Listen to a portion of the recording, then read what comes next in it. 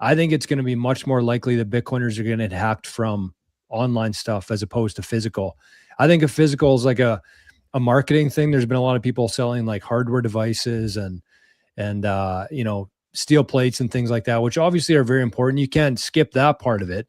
But I think people really underestimate the threat of online social engineering, scamming, hacking. I think that's really going to ramp up because it's just getting easier and easier for people to do. And it's way easier for them as opposed to trying to find where you are physically and have to extract the Bitcoin from you that way. So just be aware of that. That's what I'd say.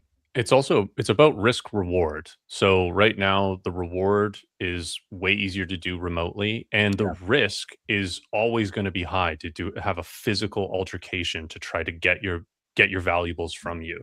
Right. It's why we're all relatively safe, because even if somebody wants something that you have, they fear the repercussions of trying to take that from you. There's a real risk of them getting hurt, of it not going well, all that kind of stuff. If you're super remote, you're using ways to make your digital usage more anonymous. You might get caught trying to scam somebody online, but you probably won't. And then even if it doesn't get a reward of you being able to be successful with the scam, there's still no harm to you, right? So it's about risk reward, and that might shift, that might change, but I don't think so. I think it's actually just going to get easier and easier in the short to medium term to scam people online than it is to physically going to altercate with them. Yeah, and I think this is also the thing of how much of a criminal are you? Like if you want to just steal money, and like that's a different kind of a criminal than breaking into a house and trying to like torture someone to give you the Bitcoin. Like that's there's a whole different level of criminal activity, a whole different level of both pieces of shit though. Yeah, for the later one, you really have to, like, there has to be something very wrong in your brain. It's not it's something that there's something very, very wrong. And so it's it's logical emotionally that you're afraid of someone coming at you and like beating the shit out of you. But it's more likely that someone gets access to your account and like steals your Satoshis from that way. Way more likely than like someone actually coming to your home and doing that, because maybe they are not even home. Like maybe they don't have any Bitcoin home. I certainly avoid that. Having all of your wealth sitting at home, maybe not a good idea. And I think maybe people realize that you can't access all your Bitcoin directly at home. Like you don't have like a gold bar that you like, give me that, okay, here, and I'm gone. Like it's not that easy. So it's way more easy to, like, as Forrest described before, just like get a password that you were using, looking at all the email entry data and like doing all that. It's a way more likely risk that it happens to you. Yep. And like the gambler just had a question of like, is it safe to hold your Bitcoin in Robinhood? And again, like everything we're just saying, it's like, it's all relative. It depends on what your definition of safe is. You know, like if you don't trust yourself with remembering a few words or putting things into self-custody and spending the 10 minutes to do it, then I guess that Robinhood might be a way. I mean, it's not your Bitcoin, it's Robinhood's Bitcoin. They have the keys of it. So it's just, it depends on what everyone's comfortable doing. And again, this is, everything we talk about just goes back to mindset for me, right? Like, how does a fish know he's wet if he's been in the water his whole life? Like we live in a world where government currencies are the only things that have existed in our lives. So we're just used to that. We're just used to someone else custodying it, taking care of it, telling us it's there when it's really not. And again, audit, go back to the word audit, 2026 and going forward. Younger generations will not put up with, you know, if anyone's been walking around at all in the last few years, younger generations will not put up with lack of transparency, opaqueness, the lack of auditing, all of that. Like they're done. No more. The systems are FUBAR. That's why, like, I empathize with people with the war stuff that's going on. Like I understand both sides of. I can clearly argue both sides of the aisle in essence. And there's actually more than like two different positions. But you have people that are like, well, it's against the Constitution what Donald Trump's doing. When's the last time America followed the Constitution?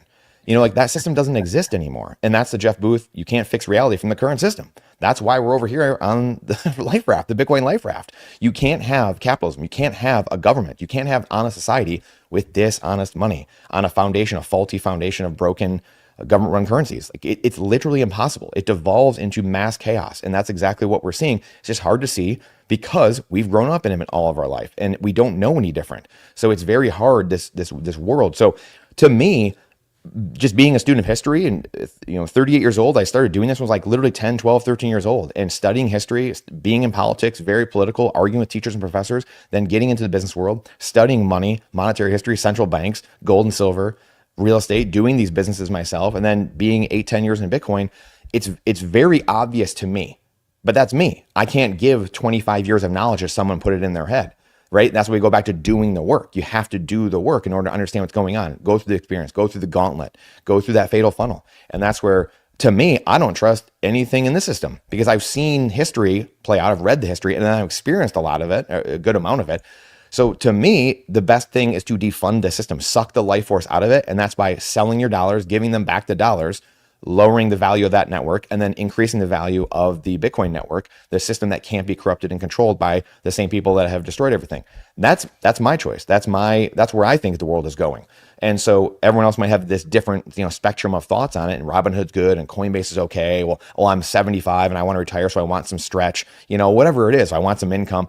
Everyone's on a different part of that. Like not everyone's a revolutionary. Not everyone's a martyr. Not everyone's, a historian. Not everyone's, X, Y, and Z thing, right? We all come from different places and different worlds. That's why these debates are so interesting because everyone's got different perspectives with core versus not, like we said about earlier. Like everyone is coming together in this decentralized system with their own experiences and thoughts and studying and lessons. And that's what makes this so fascinating. That's what makes life fascinating. So, what I would do? No, I would have it in self-custody. Like I run a node, keep your Bitcoin in self-custody, take it away, suffocate the system.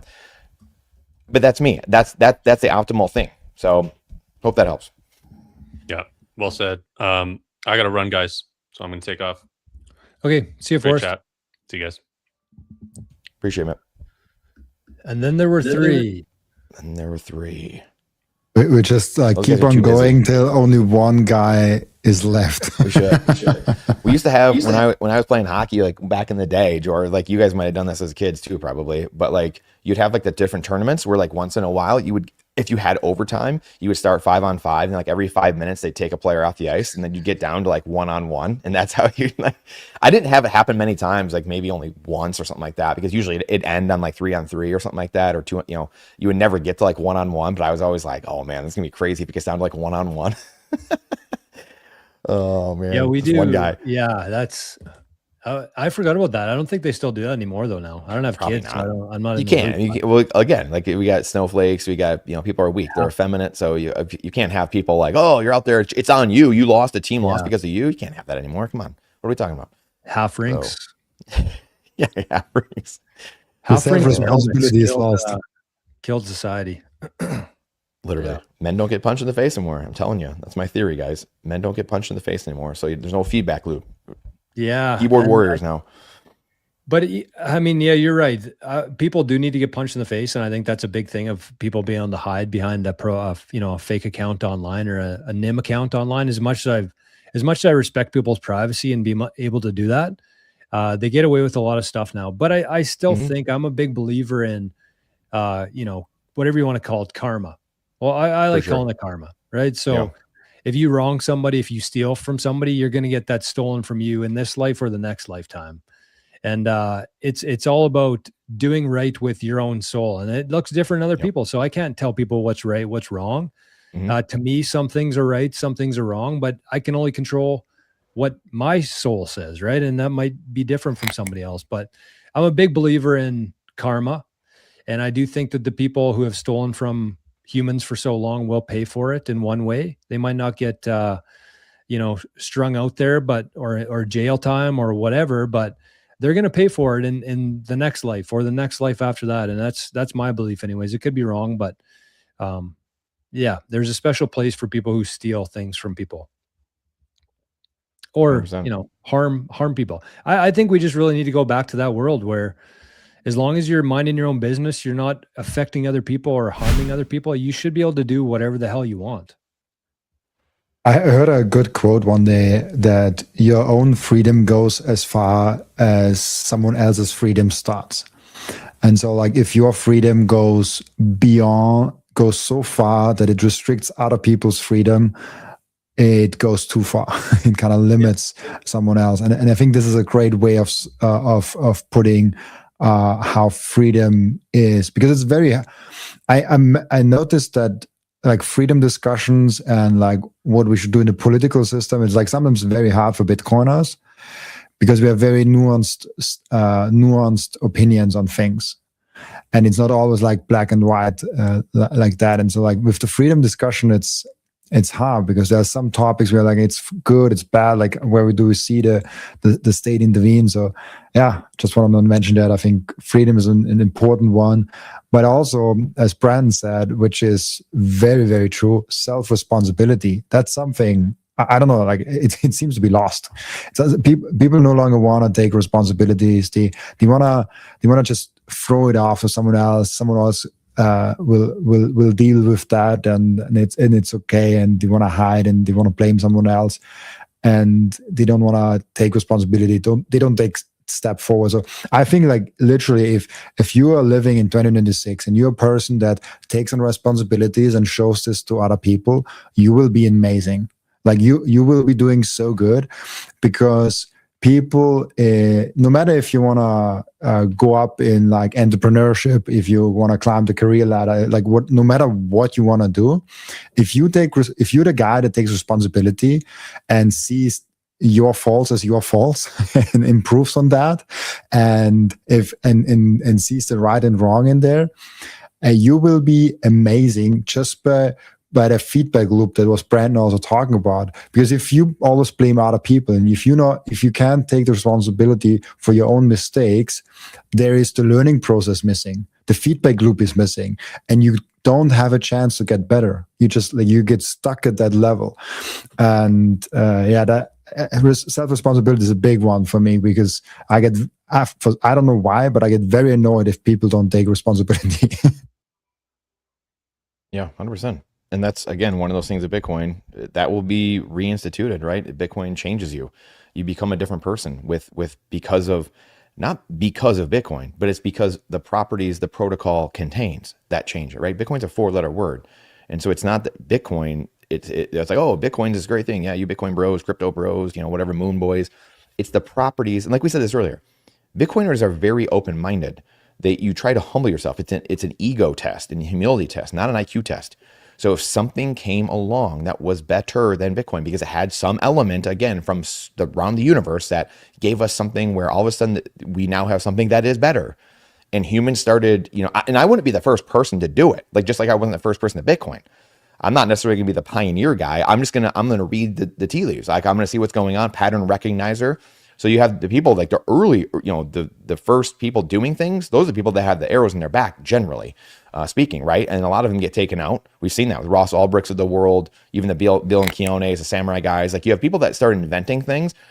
I'm not that smart. I'm 80 IQ, so that's God didn't give me that ability to create these amazing things. So I just sit here and yell at and talk about stuff but that's where, when you start recognizing the pattern shifting and facts change, then you hope people can start recognizing that. The pattern recognizers, maybe those early adopters, start seeing that and they start moving that way. Again, that's how all of us came to Bitcoin at the end of the day. That's how we got here, because we were open to changing. Because again, for myself, I was gold and silver guy. I was real estate guy, studying monetary history, coming from the political world. So the red versus blue fighting, and then being open-minded to maybe there is something different, and then seeing Bitcoin. And it, takes a bit of time, and you realize, you go through your objections, and wow, this is something different. There's some different promise here, something that humans haven't seen before. But you have to be open to it. And again, that's what the Bitcoiners right now, as it stands, those are the people that are open to, hey, there might be something else out there better than what we've been trying to do for, you call it at least a century here, since the Federal Reserve. Isn't it wild how they got away with it for so long? It blows the mind. And again, you guys might have a different answer to this. The only thing I can think of really is just America got so big and so strong because just like perfect storm of events, right? Like technology getting to a point, the Bretton Woods conference happening, the world wars ended. So a lot of Europe, these different countries were leveled for all intents and purposes, just generally speaking, right? So you have this world where, and then because of that, America got to build up this massive army, the production, the geography of America. It's really this perfect storm of events that have created, and it's not like it's been 200 years. It's only been 50, 60, 80 years of being the world reserve currency, right? So we're right in that window of actually when world reserve currencies fail. So people say like, oh, the US dollar is too strong and the military is too big. Well, it's like, well, it's not like it's been 300 years or something like that. It's not like we've like outshot, the boundaries here. We're right in the prime sweet spot for currency change and world reserve currency changing. And so, because you guys might know, but what is it, 80 years, 60, 80, 100 years that the world reserve currency generally changes. So we're right there. Like we're right in the throes of that. And it's like, of course we're dealing with all these things, and it's chaotic, and it's going to be. China's going to win though, if you ask Ray Dalio. Oh boy. Yeah. China's got it. So that someone Life put this question up, and they put it up earlier too. Someone else did actually, but the 200 million cold wallets. So I wanted to just talk about it quick. It's come up a couple of times. But what happens if 10% of Bitcoiners want to open a Lightning channel to sell to an exchange, etc.? Oh, yeah. So just talking about like the block space, just different stuff in general. I mean, part of this is why I know all of us do what we do and come talk about it, and the people in the chat too, right? All of you guys in the chat, this is why you're here, because I know the people in the chat are doing just as much as we're doing. Like they're talking to family, they're doing stuff. I'm sure some of you guys have blogs, you're writing things, like you're doing things, right? So we're trying to alert people to what's going on, because yes, this is going to the incentives of the market, because it's a finite structure, finite block space, finite amount of Bitcoin. The price in government currencies is going to go up until it doesn't exist anymore, until those things don't exist, right? And you're just trading sats for other things of value. So that's and that's why we're doing this. So we're trying to warn everyone, hey, this is going to go up in price, in government price. If you don't want it to, I would suggest studying Bitcoin and getting in now. And the other part of it is just the incentives are such that when things are warranted, like I was listening to Francis Pouliot and NVK the other day when Ben and Nathan from BTC Sessions were doing their thing, and these guys talked about it too. They're like, guys, patience. Like this is just patience. He's like, there's a lot of things we could do in Bitcoin, but they're not needed yet. Like the market isn't demanding them yet. And I forget which one was saying that, but it's very real. So like we as Bitcoiners, we tend to or human beings more or less, we tend to conflate all the time horizons into like one moment, and it's like that's not how things work. Like when the market wants these things or wants X, Y, and Z thing, there will become other options, a liquid, Lightning, Fetty, like these other things will become much more usable or easier, or there'll be more bandwidth associated to them. So these things will resolve themselves just like they have for 17 years. But we tend to just like myopically look at it, and it's just right this second, and this thing doesn't work right this second, or whatever FUD it might be. It's like, well, people are working on these things, and necessity is the mother of invention. So the things that's the beauty of Bitcoin being anti-fragile and being a protocol, we can layer things in to help with it, because it is a protocol, and bolt things on, literally and figuratively, right? So these things will be fixed and can be fixed, but a lot of these things aren't needed yet. And because this is what we're doing. We're trying to educate people like, hey, this is the future. Defund this system, suck the life out of it, bring your time and energy here. And how you see Bitcoin today won't be what it generally looks like 10 years from now or 20 years from now. So it's going to ebb and flow. Things will happen when we need it. It will come when the market wants it and the market needs it. It'll pay for it, and it will do that. We will get there. That's freaking awesome. But I think Joe, you also have to go soon. So I think we're at about like 1.5 hours. I think it's an amazing point again to end. I'll make it again with you two to see if you guys have any tips, snippets, nuggets, whatever you want to call it, for the end. If you guys have anything, Brandon, sure, feel free to share it. Otherwise, we'll end the screen. Yeah, I mean, I'll just kind of piggyback off what I said before in terms of the paying close attention to your passwords. It's something I've been actually trying to do for the last year, honestly, is clean up my passwords and pay attention to the most important ones and make sure that those are generated and stored offline. There's actually pretty cool devices now, like even the Cold Card Q, like you can actually generate passwords on this now. You can store them on this now. You got to be careful though, because just as the case with with Bitcoin, like if you got a substantial amount that you're protecting, you don't want it at your house. You don't want a single point of failure, not just in case, the house starts on fire or there's a tornado like we've seen quite a bit in the US in the last week or two. But to make sure that you can't exit yourself, you can't access it. So I think if you can work your way towards getting into a setup in Bitcoin where you hardly have any Bitcoin on hand that's easily accessible to you, and the majority of them is like in a multi-sig, geographically dispersed, you're just going to really limit the amount of things that can go wrong, because we kind of had an argument there between physical attacks versus like online attacks, like social engineering. And I think if you can get your Bitcoin into like a multi-sig and put your devices in different spots, you're going to be pretty much immune from both. You're going to be immune from physical attacks. You're going to be immune from natural disasters like fires and tornadoes, but you're also going to be immune from social engineering, because if it's difficult for you to access, then it's going to be difficult for somebody to try to get from you. So I just think that people need to pay a little bit less time watching the charts, paying attention to who's doing what and who's arguing with who and what the latest software implementation is and all that kind of stuff, and really just focus on protecting the assets that you have. That's your passwords, that's your Bitcoin, that's your family. That's what you need to be protecting, because it's a pretty uncertain and chaotic world out there. And if you're taking this stuff lightly, you're going to get absolutely lit up. And there's going to be a lot of that happening, I think, in the next 12 months. So just be aware, as Marty says on TFTC. What does he say? Be aware, freaks? Something like that. Be aware.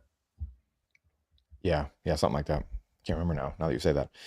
Yeah, well said. Well said, brother. Appreciate you guys as always. Great chat. Feels like it gets better every single week. And I feel like I'm like, this is the best one. And then somehow we just keep leveling up each week, which I guess makes sense. Yeah, just going back to what you're saying, like social engineering. I think of Edward Bernays, and that's where like the government, like mass brainwashing in schools. Edward Bernays for 100 years, getting us into the wars, teaching the government how to mass psyop people. The intelligence agencies going back to late 1800s, early 1900s, all of it around the same time period. So all these things, there's just so much that's going on behind the scenes that we don't know about. And that's why what George has said is so important. Focus on what you can control, you, yourself, and your actions. And what are the things right around you? Other than maybe yourself, right? Maybe your spouse and helping them and your kids, maybe some direct family, maybe right around your friends. Like that's it. I mean, your little sphere right there. And if you do that, then other people start doing that, starts rippling out. One person, one family can change the world. And that's where this is going. We're already going the right direction. Like we said earlier, we are winning. We are absolutely, the price of Bitcoin, 17 straight years up and to the right. The conspiracy theories, all the people, they keep being right. It's really weird. Every 6 months, all these conspiracies keep coming true, right? All these things just keep going up and to the right. So we are winning. Zoom out, set your goals, set your spending goals, your stacking goals, and make sure you live a little bit. Don't kill yourself just trying to stack the whole time, but live a little bit, but set those goals. So you have those red lines, you have those lines in the sand of like, okay, I feel good. I've set these things, I hit them. I can reward myself a little bit. I can live my life. I can do my thing. And then you'll I don't know if it was Jor or Rajada who was saying that, but then you're incentivized and you want to do it even more. You want to go earn even more and produce more and get more streams of income. So that way you can stack more sats and do it again. So, just keep your head on a swivel, keep your stick on the ice. We'll be good. We're winning. Speak abundance. I think a lot of people miss that in life. There's a lot of people who, they have the right intentions, but they're focusing on the wrong things. They're focusing on, let's say, paying down their debt. And then the more attention and energy they give to paying down their debt, the more debt consumes them. And that's what they spend their whole life in, debt. Where if you focus on abundance and creating and being prosperous, then that's what you focus on. And then the debt takes care of itself. Everything else takes care of itself.